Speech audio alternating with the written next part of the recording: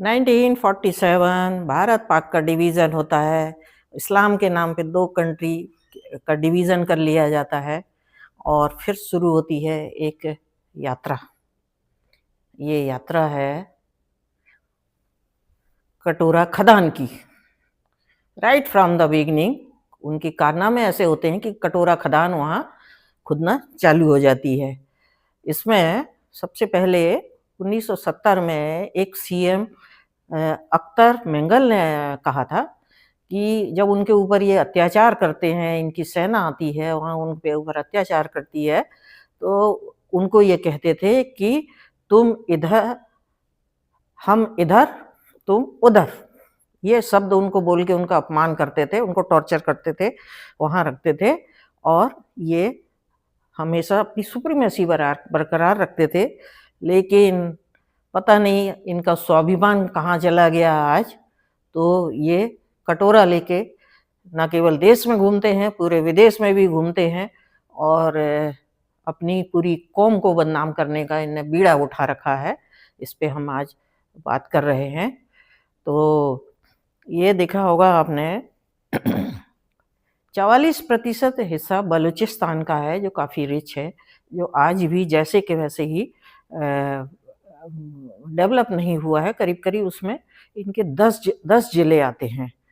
तो ये इतनी तकलीफ़ देते हैं उनको कि उनके सीएम ने जो कहा था मेंगल ने कि जब इनके यहाँ यहाँ कुछ लाश गिरती है और कोई तकलीफ़ होती है, तो इनके यहाँ ताली बजती है और इनको महसूस नहीं होता, लेकिन लाहौर में आज यदि कुछ होता है तो हल्ला मचता है।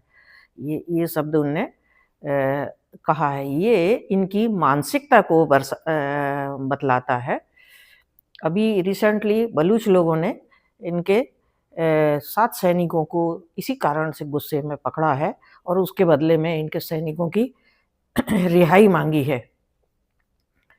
अब इसका ये बताऊँ मैं आपको कि ये इतनी गरीबी इनके यहाँ हो गई है कि अब इन्हें विदेशों को भी नहीं छोड़े हैं। तो ये भिखारियों का ये, चूँकि ये रमज़ान का महीना जब चलता है, तो यहाँ भाई इसका प्रोफ़ेशन शुरू हो जाता है भीख माँगने का और बाकायदा वीज़ा बना के इनका गैंग जो होता है, सऊदी अरेबिया, मिडल ईस्ट में, दुबई में, वहाँ हमेशा ये लोग भेजते हैं और इस समय तो मास स्केल पे इनको इवन प्लेन में भी आप टिकट करा के उनको भेजते हैं। लेडी भी जाती है, एक बच्चा भी जाता है। तो ये उन कंट्रीज़ को पसंद नहीं आता है, वो अपनी कंट्री को अच्छी तरह से गवर्न करते हैं, साफ-सुथरा रखते हैं और उनके यहाँ वो लॉ एंड ऑर्डर को मेंटेन करना चाहते हैं, लेकिन पाकिस्तान का तो सभी को पता है। तो आज ये अपना एक शर्मनाक विषय पे उनके बात करने की ज़रूरत महसूस हुई। तो रमज़ान का जब महीना आ जाता है, तो एक पता लगा कि एक भिखारी के नीचे से चटाई के नीचे से 6 लाख रुपए निकले और 2 साल के बच्चे को लेके वो बैठा हुआ था और उसके पास संपत्ति भी है, घर भी, संपत्ति भी है और 3 लग्ज़री कार मिली है और एक भिखारी के पास से 3 लग्ज़री कार है, संपत्ति है और 5 लाख रुपए चटाई के नीचे निकले हैं। टूरिस्ट वीज़ा पे ये लोग आते हैं वहाँ पे।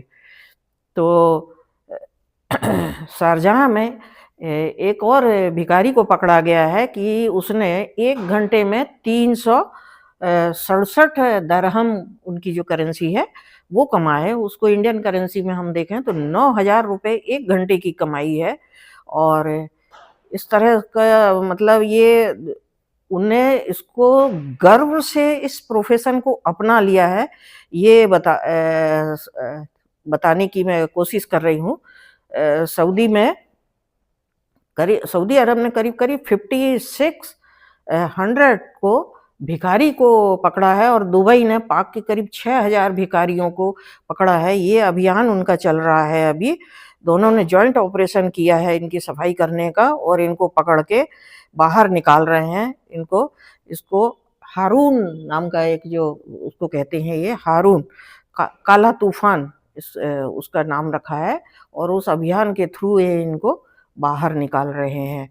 और इस तरह दुबई में 6,000 पाक निकले हैं और 30 से 80 लाख भिखारी अभी तक पकड़े गए हैं, जो 2,000 रुपए प्रतिदिन कमाते हैं। और ये पाकिस्तान की आबादी 25 करोड़ यदि मानते हैं तो करीब करीब 4 करोड़ भिखारी हैं उनके यहाँ। और पाक में 42 अरब लोग 42 अरब रुपए भीख में कमा के ये अपने देश वापस ले गए हैं, ये एक डेटा आया है। तो इस बात से सऊदी और इनको भी बुरा लगता है, क्योंकि वो संपन्न देश हैं और वो अपने स्वाभिमान से रहते हैं। और इसी तरह से अज़रबैजान जो इनका जिगरी दोस्त बनता है, जो इनसे हथियार खरीदता है और सब कुछ करता है, उसने भी 2500 भिखारियों को बाहर निकाला है। इज़राइल ने इनका पासपोर्ट बैन कर दिया है, अपने यहाँ एंट्री नहीं दिया है। तो ये इनके इस तरह के ये इतनी कंट्री के डाटा हैं, बाकी भी पूरे वर्ल्ड में इनका जो पासपोर्ट है वो कहीं एक्सेप्ट नहीं होता है इनकी हरकतों के कारण। तो ये हरकतें कैसे करते, अकेले कैसे चला जाएगा एक आम आदमी वहाँ। ये इनका उद्देश्य होता है पैसे कमाने का, वहाँ से कमा के आके और फिर वो अपने कंट्री में आ जाते हैं। इनकी कंट्री में भी भीख मांगते हैं। और पर ये अब बाहर करने लगे हैं। बांग्लादेश में आपने देखा होगा 71 में 90,000 सैनिक सरेंडर किए थे। और अभी पीओके की आर्मी के इनने जब अरेस्ट किया है बलूच लोगों ने, तो उनकी 7 लोगों को अभी पकड़ा है, सैनिकों को, क्योंकि ये उनके एरिया में घुसते हैं, उनके लेडीज को अत्याचार करते हैं, उठाते हैं और बाकायदा वीडियो बना के उनने डाला है और कि हमारे जितने बंधक हैं उनको छोड़ो, नहीं तो हम तुमको मारेंगे। अब ये आर्मी के लिए बड़ी शर्मनाक बात है कि वो आर्मी जो हमेशा लग्जरी में रहती है, एक एरिया में कन्फाइंड रहती है, और वहाँ लोग भीख मांगते हैं प्रतिदिन एक आदमी पाकिस्तान में 2,000 रुपए कमाता है कम से कम। बाजवा की जो संपत्ति है मिलिट्री चीफ होने के बाद, जो वो दुबई और लंदन में और संपत्ति बनाए हैं और कैश उनके पास है, करीब करीब 500 करोड़ रुपए की संपत्ति का मिनिमम का अंदाजा है। और मुनीर ने भी जब ये आर्मी चीफ का पद ज्वाइन किया है, उसके पहले इनकी 10 करोड़ की संपत्ति की डिक्लेयर हुई थी। और अभी आर्मी के जब से आर्मी से रिटायर होंगे तब तक इनके पास क्या होगा ये आगे पता लगेगा। ये उस देश के ये कहानी है जहाँ लोग एक एक रोटी के लिए तरसते हैं। आप इनके देखो, नवाज शरीफ हैं, मुशर्रफ हैं, ये सब जितने लोग हैं वो प्यारे बच्चे बन के लंदन, इंग्लैंड, जर्मनी, दूसरी जगह जाते हैं, यहाँ एट्रोसिटी करते हैं, डिक्टेटरशिप को सपोर्ट करते हैं। और ये जाते कहाँ हैं? दूसरी कंट्री में जहाँ डेमोक्रेसी है उनको सत्यानाश करने के लिए जाते हैं। वो अमेरिका इनको पाला हुआ है जो खुद डेमोक्रेटी का, ह्यूमन राइट का बात करता है, जिनको बलूच लोगों की अधिकार नहीं दिखते हैं, उनके ऊपर जो अत्याचार होते नहीं दिखता है। बांग्लादेश ने अभी जो हरकतें की वो नहीं दिखता है इन आकाओं को। और ये अपने यहाँ इनको इनके एक छुट भैया आका को पाल लेते हैं, मिलिट्री के हेड को पाल लेते हैं। और उसी तरह से ये 75 साल से एक डेमोक्रेसी को पाल के पूरे वर्ल्ड में आतंक मचाया हुआ है। इनकी इतनी खराब हालत है, इनका ईमान है कि अब तो इनने ये भी कर लिया है कि कहीं शांति सेना जानी होती किसी कंट्री में, यदि वर्ल्ड बॉडी को लगती है, कोई डिमांड करता है, तो वो किसी के लिए भी लड़ने के लिए अपने सैनिकों को $4,000 लेके भेजने को तैयार हो जाते हैं। इस तरह का ये पैसे कमाने का, उनको डॉलर कमाने का उनने एक जरिया बना लिया है। और अजरबैजान ने भी, जैसा मैंने बताया, कि इनको 2,500 इनके वो निकाल दिया है, लोगों को वहाँ से भीख मांगते हुए निकाला है। और ये करते क्या है, इनके प्रॉक्सी वार करते हैं, दहशतगर्दी करते हैं और यदि कोई ऑब्जेक्शन उठाती है कोई कंट्री, तो साफ बोल देंगे इन दहशतगर्दों को कि हमारा इनसे कोई संबंध नहीं है। नवाज़ शरीफ खुद कहते हैं, अभी इतनी शर्मनाक बात पे अपने बोलने लगे हैं कि किसी हम बड़ी शर्मनाक बात है कि हमें दूसरी कंट्रीज़ से कर्ज माँगने के लिए जाना पड़ता है और वहाँ हमारी बेइज्जती होता है। एक इस कंट्री का पीएम स्वीकार कर रहा है, जिनके पूरा परिवार बाहर पैसे लेके बाहर है, जिनके मिलिट्री के पूरे हेड बाहर होते हैं, जो इस तरह से एट्रोसिटी करते हैं, उनका देश से कोई मतलब नहीं होता है। अभी आप इनके पासपोर्ट की जो हालत बता रही थी, म्यूनिख जर्मनी में जो अभी सिक्योरिटी कॉन्फ्रेंस हो रही है, वहाँ पे जब इनके मुनीर जाते हैं, तो वहाँ पे सिक्योरिटी गार्ड उनको रोक देता है और उनका आइडेंटिफिकेशन उनका पूरा करता है। उसके बाद में उनको काफ़ी देर बाद उनको घुसने की नौबत दिखती है। आप सोचो ये कंट्री का जो हेड है, उसकी रेपुटेशन का ये हाल है, तो ये क्या कह सकते हो?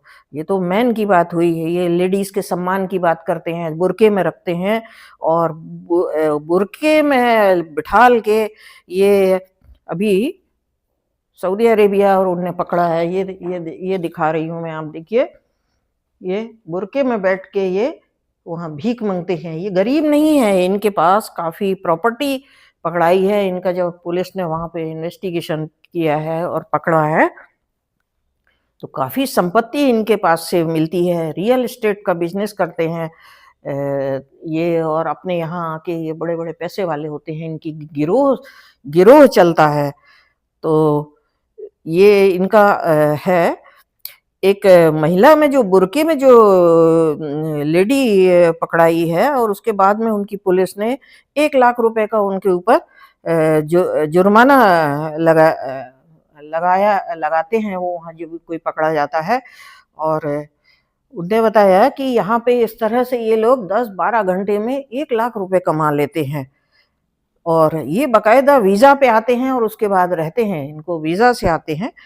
अभी एक और इनके शर्मनाक बात का मैं बताती हूँ कि ऑस्ट्रेलिया में इनकी हॉकी टीम गई है, तो उसके लिए फंड इनने नहीं व्यवस्था की होगी, रुकने की व्यवस्था नहीं की होगी, तो वो हमेशा पेपर में आ रहा है कि वो वहाँ पे बर्तन मांज रहे हैं, टॉयलेट साफ कर रहे हैं और यहाँ-वहाँ रह रहे हैं। जब उनके कप्तान ने इस बात को मीडिया के सामने उठाया, तो उनको टीम को उठा के एक कमरे में सबको भर दिया और उसके बाद में कप्तान को बाहर निकाल दिया।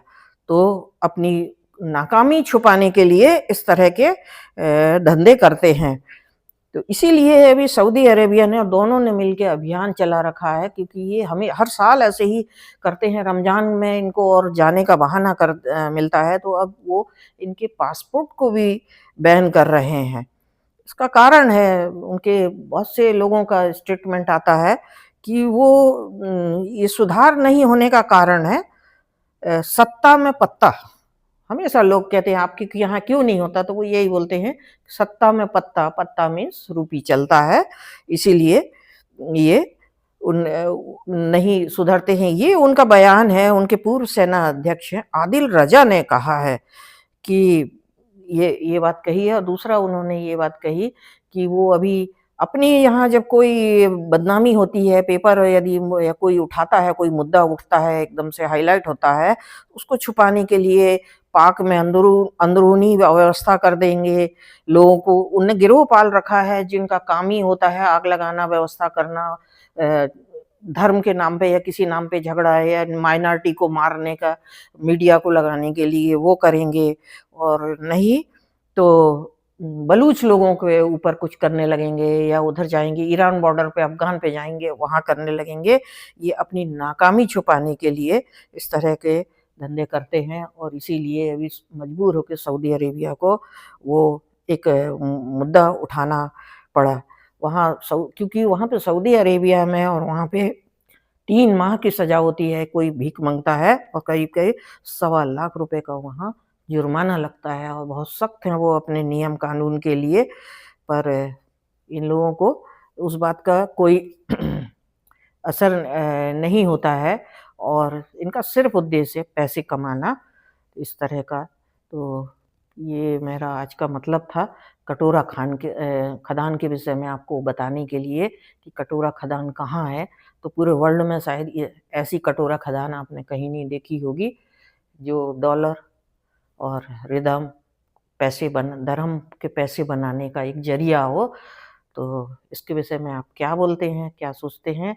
ये हमें बताएँ कि क्या ये एक ह्यूमन बीइंग के लिए अच्छी बात है?